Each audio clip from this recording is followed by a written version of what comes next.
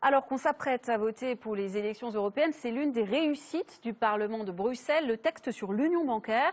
En clair, des solutions pour éviter que la crise bancaire de 2008 ne se reproduise.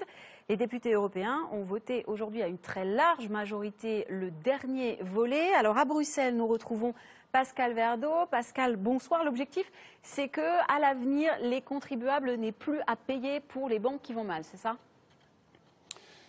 Oui, bonsoir Emmanuel. Vous savez, pour Michel Barnier, l'un des artisans de cette véritable révolution bancaire, c'est qu'il faut d'abord prévenir plutôt que guérir, plutôt que réparer.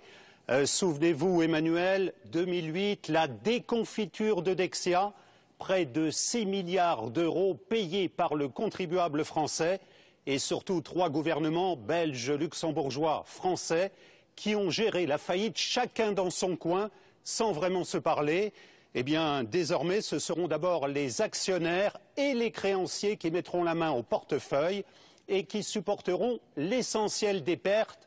Et puis surtout, une nouvelle autorité européenne sera créée dans la zone euro qui pourra ordonner la fermeture d'une banque ou bien tout simplement le licenciement du management si celui-ci a failli, s'il a commis de grosses erreurs.